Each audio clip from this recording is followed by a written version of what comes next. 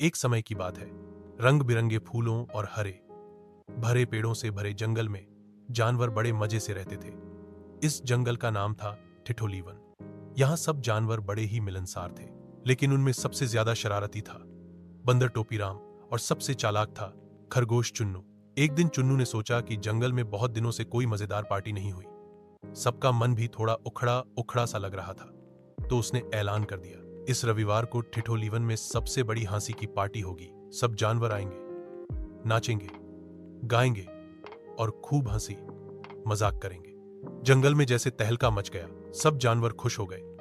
भालू बलराम ने कहा, मैं तो ढोल बजाऊंगा। हाथी हीरालाल ने कहा, मैं पानी की फुहारों से सबको नहलाऊंगा। और बंदर टोपीराम बोला, मैं सबको हंसी के ठहाके दिलाऊंगा। अब बंदर टोपीराम को जोकर बनने का बहुत शौक था। उसने सोचा कि वो पार्टी में ऐसी शरारतें करेगा कि सब पेट पकड़ पकड़ कर हंस पड़ेंगे। लेकिन चुन्नू खरगोश को बंदर की नीयत पर शक था।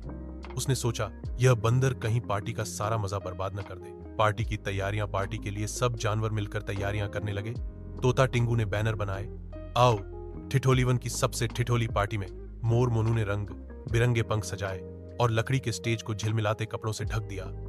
खरगोश चुन्नू ने एक लिस्ट बनाई, हंसी प्रतियोगिता, कहानी सुनाओ प्रतियोगिता, गाना, नाचना, जोकर की परफॉर्मेंस। सब कुछ तय था, पर बंदर टोपीराम कुछ गड़बड़ करने की फिराक में था।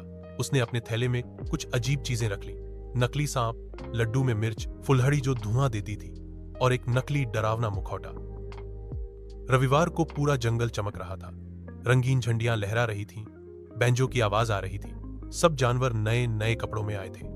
हाथी हीरालाल ने अपनी सूंड से गुलाबजल की फुहार मारी तो सब ताजगी से भर गए। खरगोश चुन्नू मंच पर आया और बोला, स्वागत है ठिठोलीवन की हौसी पार्टी में। चलिए सबसे पहले हौसी प्रतियोगिता शुरू करते हैं। हौसी प्रतियोगिता सबसे पहले आया भालू बलराम। वो स्टेज पर आया और बोला, एक हाथी था जो खुद को चूहिया समझता था। और फिर वो ऐसा मजेदार अभिनय करने लगा कि सब हंसते हंसते लौट पोट हो गए। फिर आई गाय गौरी, जो अपनी पूंछ पकड़ने की कोशिश करती रही और गिरती पड़ती रही। सब बच्चे तालियां बजाते रहे। अब बारी आई बंदर टोपीराम की। टोपीराम की शरारतें। टोपीराम ने जैसे ही स्टेज पर कदम रखा, उसने नकली सांप फेंक दिया। सांप सांप। सब जानवर डर के मारे इधर उधर भागने लगे। खरगोश चुन्नू ने जल्दी से नकली सांप उठाया और बोला, अरे ये तो प्लास्टिक का है। सब जानवर वापस आ गए, लेकिन थोड़े नाराज दिखे। चुन्नू ने टोपीराम को आंख दिखाई, लेकिन बंदर कहां मानने वाला था। अब उसने सबको लड्डू बांटे, लेकिन कुछ में उसने मिर्च छुपा दी थी।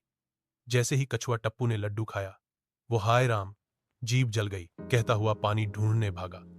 अब सब समझ गए कि टोपीराम फिर अपनी शरारतों पर उतर आया है। खरगोश की चालाकी।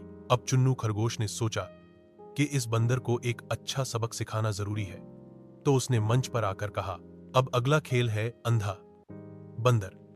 इसमें हम बंदर टोपीराम की आंखें बंद करेंगे और उसे बताना होगा कि किसने उसे थपकी दी। टोपीराम खुश हो गया, अरे वाह, ये तो मेरा खेल है। अब जैसे ही उसकी आंखों पर पट्टी बांधी गई, चुन्नू ने सभी जानवरों को इशारा किया। सबने मिलकर उसे धी